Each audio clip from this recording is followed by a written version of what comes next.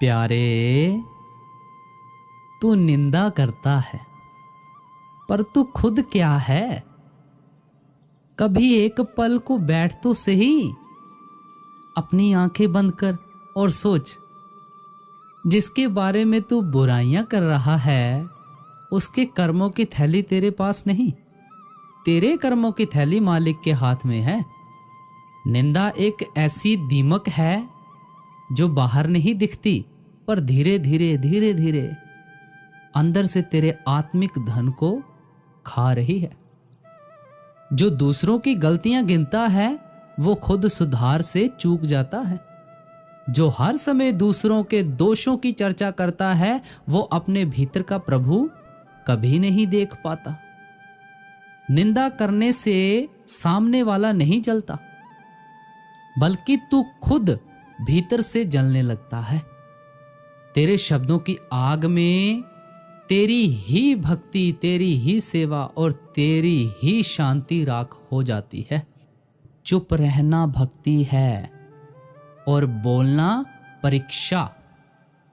जो हर बार दूसरों की बात करता है, वो मालिक की बात कैसे सुनेगा?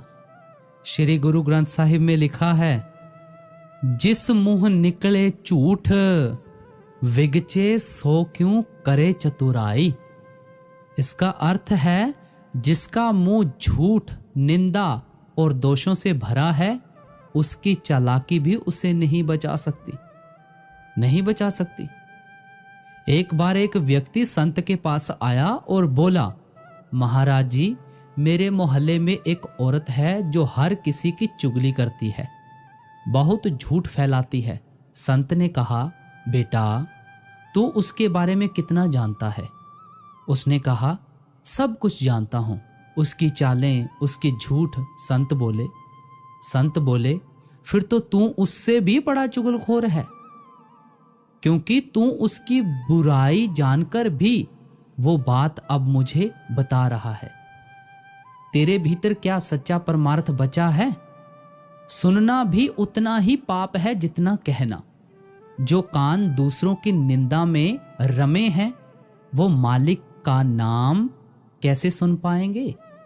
सच पूछो तो भक्ति बोलने में नहीं है, भक्ति चुप रहने में है। कभी जब किसी की निंदा करने का मन हो, तो 2 पल आंखें बंद करना और अंदर पूछना, क्या मालिक इस बात से खुश होगा या नहीं? एक छोटा सा प्रण है, वो ले लो, सारी बात ही सुलझ जाएगी। प्रण ये लो कि ना किसी की बुराई करेंगे, ना किसी की बुराई सुनेंगे, और अगर कभी गलती से सुन भी लें तो उस इंसान के लिए प्रार्थना करेंगे। परमार्थ यही सिखाता है, सबको अपना समझो और सबकी भलाई चाहो। श्री गुरु रामदास जी का शब्द है, आप जी ने फरमाया है, जो निंदा करे सतगुर पूरे की, सो औखा जग में होआ। नरक घोर दुख खू है, ओथे पकड़ ओटोया। संत मत में रूहानी तरक्की के लिए अवगुणों का त्याग करने और गुणों को धारण करने का उपदेश दिया जाता है। परमार्थी के जीवन का उद्देश्य दुनियादारों से अलग होता है। इस आदर्श की प्राप्ति के लिए उसकी सोच, रहनी और करनी भी दुनियादारों से अलग होनी चाहिए। संत महात्मा सच्चे परमार्थी को निंदा के अवगुण का त्याग करने का उपदेश देते हैं, क्योंकि यह रूहानी तरक्की के रास्ते में सबसे बड़ी रुकावट है। निंदा के पीछे अहम का भाव शिवा होता है। जिसकी हम निंदा करते हैं, उसे हम बुरा या छोटा समझते हैं और अपने आप को अच्छा या बड़ा समझते हैं। संत महात्मा हमें अपना दृष्टिकोण सुधारने की हदायत करते हैं। वे समझाते हैं कि सबको पैदा भी एक ही प्रभु ने किया है और सबके अंदर उसका ही निवास है। इसलिए रूहानी दृष्टि से कोई भी बुरा नहीं है और किसी को बुरा कहना मतलब प्रभु को बुरा कहना है। यही कारण है कि संतों महात्माओं ने निंदा को घोर पाप कहा है। उनका असल भाव यह है कि अहम सबसे बड़ा अवगुण है। निंदा का जन्म अहं से होता है, इसलिए निंदा बहुत बड़ा दोष है। गुरु अर्जन देव जी महाराज कहते हैं, अवखद सबे कित्यान निंदक का दारू नाही, कि निंदा रूपी अपराध की माफी मिलना बहुत मुश्किल है। संत महात्मा कहते हैं कि जब हमारा ध्यान दूसरों की बुराई की तरफ जाता है तो हम उस बुराई के स्तर तक नीचे आ जाते हैं। मान लो किसी इंसान ने सचमुच कोई बुरा काम किया है तो हमें उसके साथ हमदर्दी होनी चाहिए, हमें उससे भी प्रेम करना चाहिए। लेकिन अगर हम उसकी निंदा करनी शुरू कर देते हैं तो ऐसा करने से हमारा अपना हृदय मलिन हो जाता है। पुराने समय में दोषी को दंड देने के लिए उस पर पत्थर फेंके जाते थे। एक बार एक दोषी पर पत्थर फेंकने वालों की भीड़ जमा थी। एक महात्मा वहां से गुजरे। उन्होंने कहा कि इस पर पहला पत्थर वह फेंके जिसने अपने जीवन में कोई पाप नहीं किया हो। आपका भाव था कि हम सब अधूरे हैं, हमारे अंदर पापों और अपराधों के ढेर लगे हुए हैं। बजाय इसके कि हम दूसरों की निंदा करें, हमें अपने अंदर झांककर अपनी कमजोरियों और त्रुटियों को दूर करने की कोशिश करनी चाहिए। संत महात्मा समझते हैं कि जिसकी हम निंदा करते हैं उसके अवगुण हम में आ जाते हैं और हमारे गुण उसमें चले जाते हैं। उसके पाप हमें लग जाते हैं और हमारे पुण्य उसे लग जाते हैं।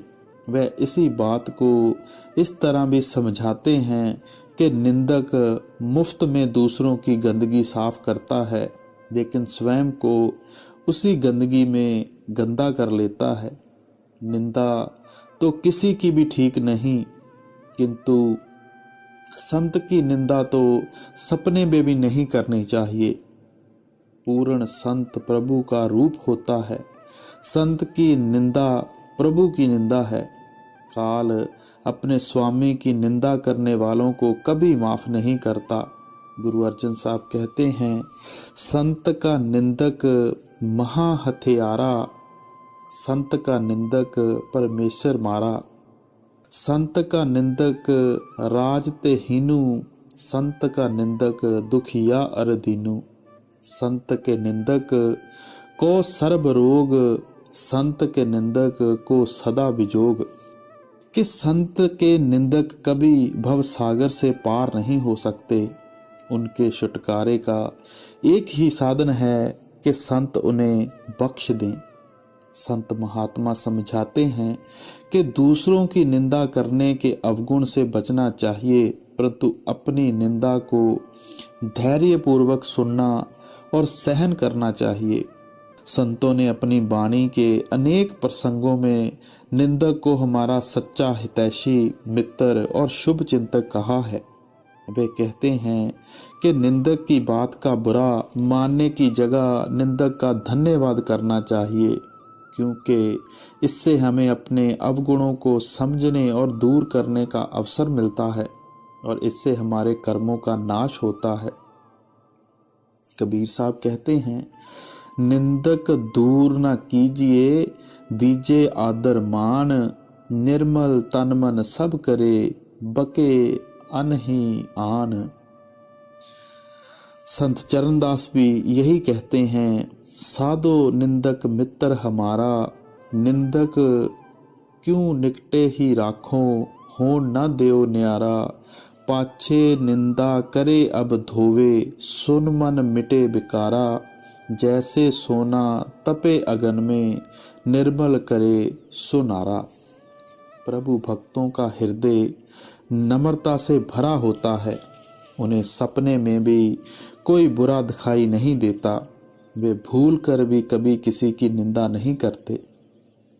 वे अपने आप को सबसे छोटा मानते हैं और बाकी सबको अपने से बड़ा मानते हैं। इसलिए वे अपनी निंदा करते हैं और दूसरों की प्रशंसा करते हैं।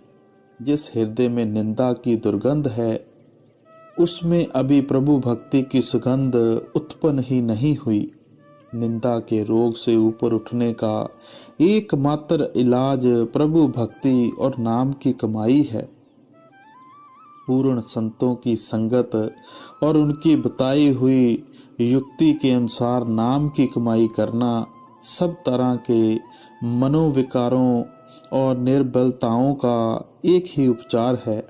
निंदा के रोग से बचाव का सच्चा साधन भी यही है। अब वाणी में पहली लाइनों में क्या कहा है?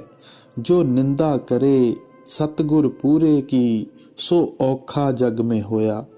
कि महात्मा निर्वैर होता है। अगर कोई पूरे महात्मा की निंदा करता है तो उसे सुख कहाँ मिलता है? वह दुनिया में भी दुखी रहता है और मरने के बाद भी सीधा नरकों में जाता है। अपनी दूसरी कड़ी में गुरु साहब क्या फरमा रहे हैं? कूक पकार को ना सुने, ओ औखा होए होए रोया। अब कहते हैं कि जब यह नरकों में जाता है तो इसके ऊपर कोई दया नहीं करता। जो वहाँ जबदूद हैं वह कहते हैं, मारो इसको और मारो, इसने दुनिया में जाकर इतने खोटे काम किए हैं।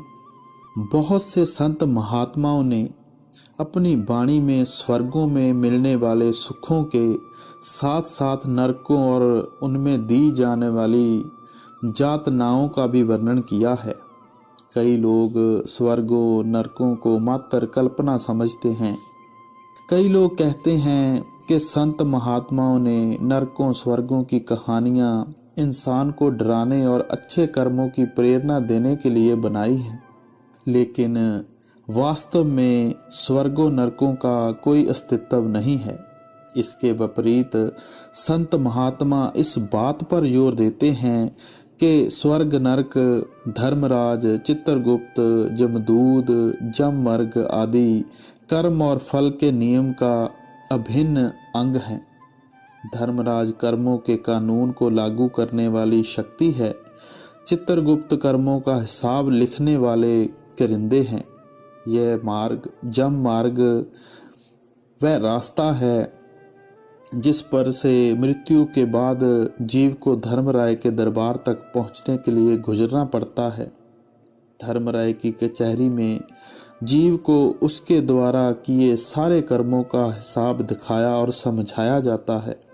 इन कर्मों के अनुसार उसे या तो मृत्यु लोक भेजा जाता है या फिर अति श्रेष्ठ कर्मों का फल भोगने के लिए स्वर्गों में, या अति निकृष्ट कर्मों का फल भोगने के लिए नरकों में भेजा जाता है। वास्तव में नरक यातना देने की जगह नहीं बल्कि आत्मा के सुधार के लिए बनाई गई जगह है। बुरे कर्मों के कारण आत्मा का प्रकाश इतना ढक जाता है कि वह और अधिक बुरे कर्म करती है। उस दयाल प्रभु ने एक ऐसा विधान बना दिया है कि आत्मा के निकृष्ट कर्मों का नाश होता रहे ताकि वह निर्मल प्रकाश में संसार में निर्मल कर्म कर सके। तपेदिक के रोगियों के लिए अलग अस्पताल बनाए जाते हैं। कैंसर के रोगी के कैंसर पीड़ित भाग में से एटमी किरणें गुजरती हैं, जिसके कारण रोगी को अत्यंत पीड़ा में से गुजरना पड़ता है। कई धातुएं ऐसी हैं जो हजारों डिग्री तापमान पर पिघलती हैं। उनके लिए विशेष भट्टियां बनाई जाती हैं। डॉक्टर रोगी की गली सड़ी आंतड़ियों को काटकर बाहर फेंक देता है। वह पीप से भरे फोड़े को चीरा देता है और दुर्घटना में टूटी टांग पर प्लास्टर लगाया जाता है ताकि टांग सीधी रहे। डॉक्टर के यही कार्य निर्दयतापूर्ण नहीं, दयापूर्ण होते हैं। मरीज डॉक्टर द्वारा की गई कार्रवाई में से गुजरते समय चीखता चिल्लाता है और मन में ही डॉक्टर को कोसता भी है, लेकिन जब स्वस्थ हो जाता है तब डॉक्टर के प्रति उसका दृष्टिकोण पहले जैसा नहीं रहता। इसी तरह नरक आत्मा पर से बुरे कर्मों की मैल उतारकर उसे दोबारा निर्मल करने के लिए बनाए गए हैं। हमें इसकी वास्तविकता को निर्मल ज्ञान की दृष्टि से समझने का प्रयत्न करना चाहिए। संत महात्मा जीव को बार बार चेतावनी देते हैं कि धर्मराज तथा चित्रगुप्त हर समय तेरे कर्मों को देख रहे हैं और कर्मों का हिसाब लिख रहे हैं। वे तेरे अंदर बैठे हैं, इसलिए तेरा कोई कर्म उनसे छिपा नहीं है। संत महात्माओं ने अपनी वाणी में अनेक प्रकार के नरकों और उनमें दी जाने वाली यातनाओं का जो लेख किया है, उसे पढ़कर रूह कांप उठती है। संत महात्मा जीव को सावधान करना चाहते हैं कि अपना ही गला है और अपनी ही छुरी है। इसके साथ ही संत महात्मा यह उपदेश देते हैं कि हमेशा के लिए कर्म और फल के बंधन से मुक्त होने का यत्न करो। इसके लिए वह दो बातों पर बल देते हैं, पूर्ण संत की शरण और नाम की कमाई। कबीर साहब कहते हैं, सोना काई नहीं लागे, लोहा घुन नहीं खाए, बुरा भला जो घुर भक्त, कबू नरक ना जाए। जिस जीव को पूर्ण महात्मा अपनी शरण में लेकर उसकी लिव अंतर में नाम से जोड़ देते हैं, उसका निकृष्ट योनियों और नरकों में जाने का सिलसिला खत्म हो जाता है। गुरु रामदास जी कहते हैं, धर्म राय दर कागद फारे, जन नानक लेखा समझ। आप इशारा करते हैं कि जिस जीव को पूर्ण सतगुरु नाम का भेद दे देते हैं, वह उस जीव के कर्मों के भुगतान के लिए जिम्मेदार बन जाते हैं। जैसे जैसे साधक सतगुरु के उपदेश अनुसार नाम या शब्द की कमाई करता है, उसके कर्मों का नाश हो जाता है। जब नाम में लीन होकर उसकी आत्मा दूसरे रूहानी मंडल त्रिकुटी को पार कर जाती है, तो वह कर्मों के बंधन और आवागमन के जाल से सदा के लिए मुक्त हो जाता है। फिर उसके लिए धर्मराय, यम मार्ग, नरकों आदि का कोई अर्थ नहीं रहता। ऊन हल्त पल्त सब गवाया, लाहा मूल सब खोया। अब संसार में दो विचारधाराएं प्रचलित हैं, एक भौतिकवादी और दूसरी अध्यात्मवादी। भौतिकवादी विचारधारा वाले यह मानकर चलते हैं कि संसार अपने आप बना है और अपने आप चल रहा है। संसार का ना कोई करता है, ना इस दिखाई देने वाले संसार के बिना कोई सूक्ष्म रूहानी संसार भी है, और ना ही परमात्मा रूपी किसी काल्पनिक शक्ति से मिलाप करने की जरूरत है। भौतिकवादियों का उद्देश्य मनुष्य के लिए ज़्यादा से ज़्यादा सुख के समान पैदा करना है। वे कहते हैं कि संसार से गरीबी, अशिक्षा, बीमारी, बेरोजगारी, अन्याय और असमानता को दूर करना चाहिए और मनुष्य के शारीरिक, कलात्मक और सदाचारक विकास की ओर अधिक से अधिक ध्यान देना चाहिए। अध्यात्मवादी कहते हैं कि यह संसार उस परमेश्वर द्वारा बनाया गया है, वह कर्ता पुरुष इसे अपने हुक्म के अनुसार चला रहा है। मनुष्य की हस्ती का आधार शरीर नहीं, आत्मा है। सृष्टि में आने से पहले आत्माएं परमात्मा में अभेद थीं। जिस परमात्मा ने जगत की रचना की है, उसने अपने हुक्म से आत्माओं को इस संसार में भेजा है। यह संसार अधूरा, आरजी और नश्वर है। परमात्मा पूर्ण और अमर अविनाशी है, इसलिए केवल उसके मिलाप से ही पूर्ण और स्थायी सुख मिलता है।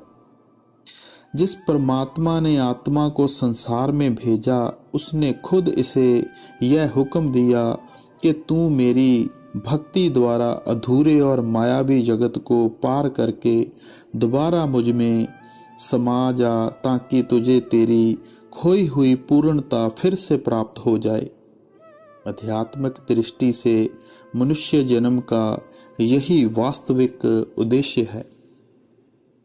अध्यात्मवादी विचारधारा का प्रचार करने वाले संत महात्मा समझते हैं कि जब तक आत्मा अपने कर्ता की ओर से सौंपे गए इस मूल कार्य, फर्ज या धर्म को पूरा नहीं करती, इसका संसार में आने का उद्देश्य कभी पूरा नहीं हो सकता। इसलिए सभी संत महात्मा बार बार जीव का ध्यान इस उद्देश्य की पूर्ति की ओर खींचते हैं। संत महात्मा संसारिक सुखों के विरोधी नहीं हैं, पर वे यह समझते हैं कि इंद्रियों के भोग आंतरिक सूक्ष्म रूहानी आनंद की जगह नहीं ले सकते। मन इंद्रियों के स्तर पर नाम की भक्ति और परमात्मा के मिलाप से मिलने वाले आनंद का अनुमान लगा पाना असंभव है। कबीर साहब कहते हैं, गुर सेवा ते भक्त कमाई, तब ते मानस देही पाई, इस देही को सिमरो देव, सो देही भुज हर की सेव। देवता भी मानव जन्म के लिए तरसते हैं, क्योंकि प्रभु भक्ति द्वारा पूर्णता प्राप्त करने का अधिकार केवल मानव को दिया गया है। संत महात्माओं ने मनुष्य शरीर को नर नरैणी दे, अशरफुल मखलूकात और सृष्टि का सरताज कहा है। खाने पीने, सोने और संतान पैदा करने का कार्य तो पशु पक्षी भी करते हैं। मनुष्य की बढ़ाई इंद्रियों के भोगों और संसारिक सुखों को इकट्ठा करने में नहीं, इसकी बढ़ाई विद्या, कला, विज्ञान और चिंतन आदि में उन्नति करने तक भी सीमित नहीं। इसकी असल बढ़ाई अपने अंदर रखी गई उस शक्ति को जागृत करने और उसका विकास करने में है, जिसके द्वारा वह अपनी आत्मा को परमात्मा में अभेद करके उसका रूप बन सकता है। इस शक्ति के विकास की ओर ध्यान ना देना अपने साथ सबसे बड़ा अन्याय करना है और मनुष्य जन्म को नाम रूपी अमूल्य रत्न की प्राप्ति के स्थान पर कौड़ियां कमाने में व्यर्थ गंवा देना है। संत महात्मा समझते हैं कि संसार कर्म भूमि है। हर जीव अपने कर्मों के कारण 84 के कभी ना समाप्त होने वाले चक्कर में बंधा हुआ है। इस चक्कर को तोड़कर परमात्मा से मिलाप करना जीवन का मूल्य उद्देश्य है। महात्मा समझते हैं कि जिस परमात्मा ने संसार में आवागमन का चक्कर चलाया है, उसने सारी सृष्टि को 84 लाख योनियों में बांटा हुआ है। इन 84 लाख योनियों में से मनुष्य जन्म कर्म योनि है, बाकी सब भोग योनियां हैं। प्रभु भक्ति द्वारा प्रभु को प्राप्त करने की ताकत केवल मनुष्य में रखी गई है। गुरु अर्जन देव जी चेतावनी देते हैं, 184 जून सबाई, मानस को प्रभ दी वड्याई, इस पौड़ी ते जो नर चूके, सो आए जाए दुख पाएदा। गुरु साहब समझाते हैं कि मनुष्य जन्म दुर्लभ है। यह 84 की सीढ़ी का आखिरी डंडा है। इस डंडे पर पहुंचकर परमात्मा की भक्ति द्वारा परमात्मा से मिलाप कर लेंगे तो सदा के लिए 84 के दुखदायी चक्कर से मुक्त हो जाएंगे।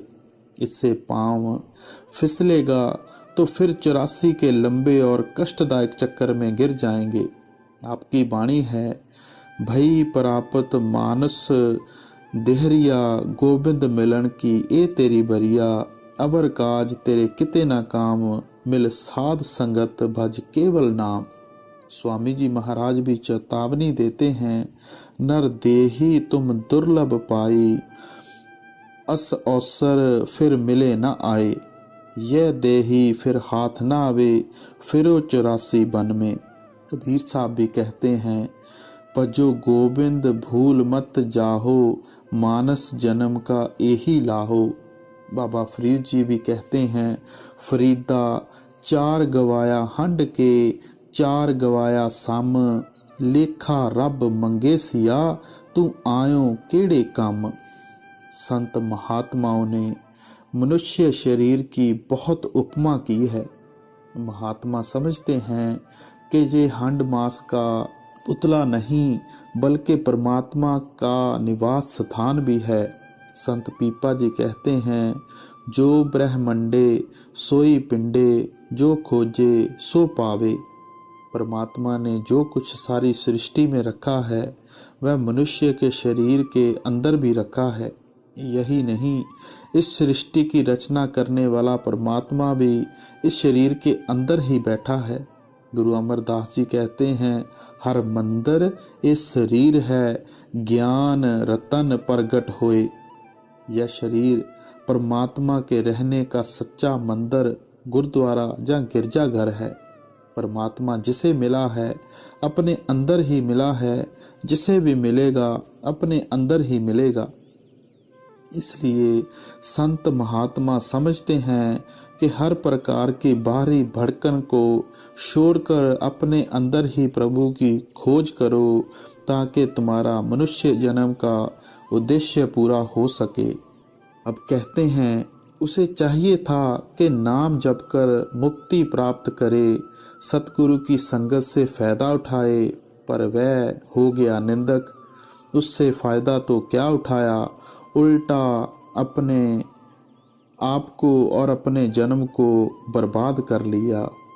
अपनी अगली कड़ी में गुरु रामदास जी महाराज क्या फरमा रहे हैं, ओ तेली सदा बल्द कर नित, भलके उठ प्रभ जोया। अब कहते हैं, अगर नरकों से इसे निकालते भी हैं तो तेली का बैल बनाते हैं, जहाँ सारा दिन कोल्हू में जोता रहता है। हर बेखे सुने नित सब कुछ तिदू, कुछ गूंजा ना होया। परमेश्वर से कुछ भी छिपा नहीं है। वह निंदकों का हाल देखता है, फिर वह सजा क्यों न देवे। जैसा बीज सो लूणे जेहा, पूर्ण किने बोया। अब जैसा कोई बोता है वैसा ही फल काटता है। पिछले जन्मों में जैसे जैसे पाप किए हैं उन्हें अब भोग रहा है। जैसा अब कर रहा है वैसा अगले जन्म में प्रारंभ बन जाएगा। जिस कृपा करे प्रभ अपनी, तिस सतगुर के चरण धोया। अब कहते हैं, अगर मालिक इसको बुद्धि दे या फिर से सतगुर के पास आकर उसके चरण पकड़े माफ़ी मांगे तो बख्शा जाएगा, नहीं तो नहीं। अब बात यह है कि इंसान कोई काम अपने आप नहीं कर सकता। प्रत्येक काम को सीखने के लिए उस्ताद की ज़रूरत पड़ती है। जिस तरह अनपढ़ को विद्या की प्राप्ति के लिए उस्ताद की ज़रूरत होती है, उसी तरह ज्ञानी जीव को परमात्मा की सच्ची भक्ति और उससे मिलाप का सच्चा मार्ग जानने के लिए गुरु की ज़रूरत होती है। गुरु अर्जन देव जी कहते हैं, भूले को गुर मार्ग पाया, अवर त्याग हर भक्ति लाया। वह परमात्मा सर्वशक्तिमान, सर्वयज्ञ और सर्वव्यापक है। कोई जीव अपनी शक्ति, बुद्धि या चतुराई द्वारा उस सर्वशक्तिमान और सर्वयज्ञ प्रभु तक नहीं पहुंच सकता। कोई जीव प्रभु से खुद नहीं मिल सकता जब तक वह प्रभु खुद उसे अपने साथ ना मिलाना चाहे। परमात्मा हर जीव के अंदर है, पर मिलना गुरु की दया से या उसकी सहायता से है। गुरु अमरदास जी कहते हैं, घर अंदर सा वत है, बाहर किछ नाही, गुर प्रसादी पाइये, अंतर कपट खुलाही। परमात्मा की प्राप्ति के लिए उससे प्रेम होना जरूरी है। परमात्मा निराकार है और जीव देहधारी है। देहधारी जीव निराकार परमात्मा से प्रेम नहीं कर सकता। वह परमात्मा गुरु के रूप में प्रकट होकर जीव के अंदर अपना प्रेम पैदा कर सकता है। प्रेम को केवल प्रेम काट सकता है। जब तक हृदय में सतगुरु के रूप में प्रकट हुए हरि का प्रेम पैदा ना हो, जीवात्मा संसार का मोह कभी नहीं त्याग सकती। सतगुरु का प्रेम ही जीवात्मा को संसार के प्रेम से मुक्त करके अपने साथ मिलाने का असल साधन है। प्रेम भक्ति से ही जीव का छुटकारा होता है और जीवात्मा को प्रेम भक्ति का धार बख्शने के लिए ही वह कर्ता खुद साधु रूप में प्रकट होता है। गुरु अर्जन देव जी कहते हैं, अंधकूप ते काढ़न हारा, प्रेम भक्त होवत निस्तारा, साधु रूप अपना तन धार्या, महाअगन ते आप उभार्या। अनाद काल से परमात्मा से बिछड़कर रचना में भटक रहे जीव के सर पर अनगिनत कर्मों का कर्ज है। कोई जीव अपने बल या बुद्धि से यह कर्ज नहीं चुका सकता। वह परमात्मा गुरु का रूप धारण करके जीवात्मा रूपी पुत्र को कर्मों के कर्ज से मुक्त करवाकर उसे अपने साथ मिलाने का प्रबंध करता है। गुरु अमरदास जी कहते हैं, नानक जिनको सतगुर मिलिया, तिनका लेखा निबड़िया। गुरु साहब समझाते हैं कि अनाद काल से प्रभु मिलाप का एक ही साधन चला आ रहा है। वह साधन शब्द या नाम है, जिसकी प्राप्ति सतगुरु से होती है। गुरु अर्जन देव जी फिर कहते हैं, गुर तीरथ गुर पर जात, गुर मनसा पूर्ण हार, गुर दाता हर नाम दे, उधरे सब संसार। गुरु से संतों का अभिप्राय अपने समय का जीवित गुरु है। पिछले समय में हो चुके महात्मा पूर्ण होने के बावजूद हमारी कोई सहायता नहीं कर सकते। वे परमात्मा में समा चुके हैं। वे हमसे उतने ही दूर हैं जितना परमात्मा। अगर हम उनसे सहायता ले सकते हैं तो फिर परमात्मा से क्यों नहीं ले सकते, जिसमें वे महात्मा समा चुके हैं।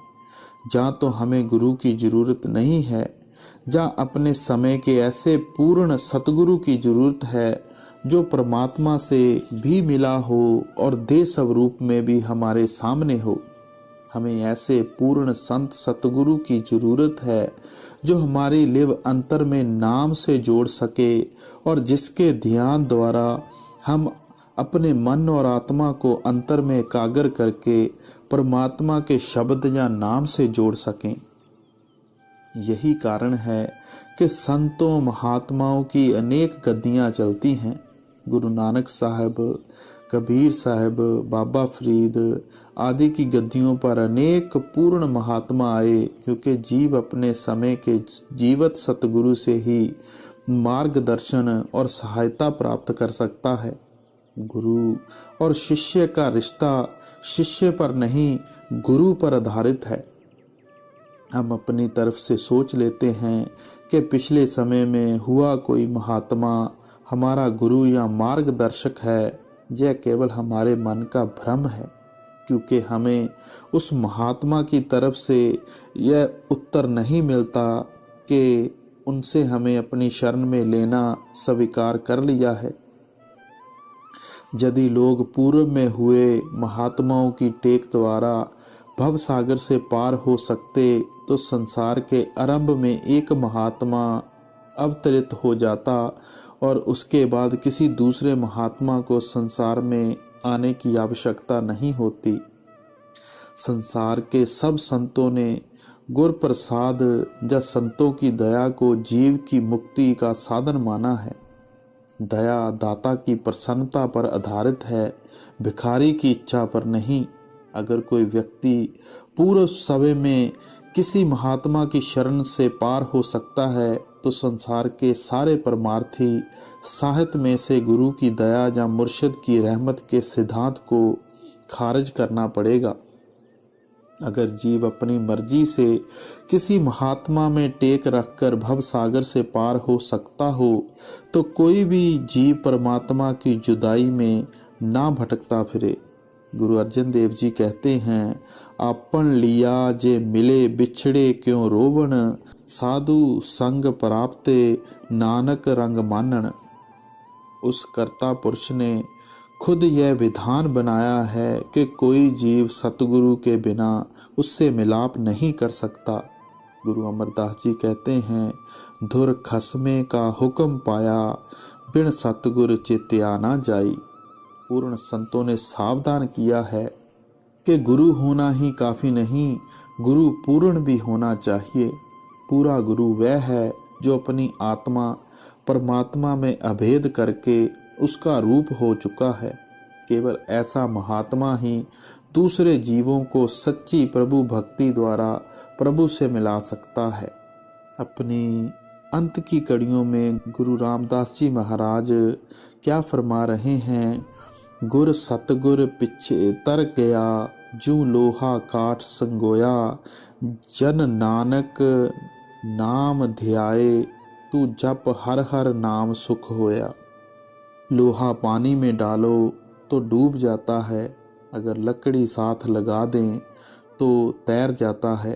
इसी तरह अगर निंदक सतगुरु के पास आएगा तो बख्शा जाएगा, नहीं तो सीधा नरकों में जाएगा। सो गुरु प्यारी साध संगत जी, आज का ये छोटा सा शब्द पर इसका अर्थ बड़ा महत्वपूर्ण था। सो हमें भी चाहिए कि पूरे गुरु की शरण लें और दिन रात भक्ति में लग जाएं। राधा स्वामी जी।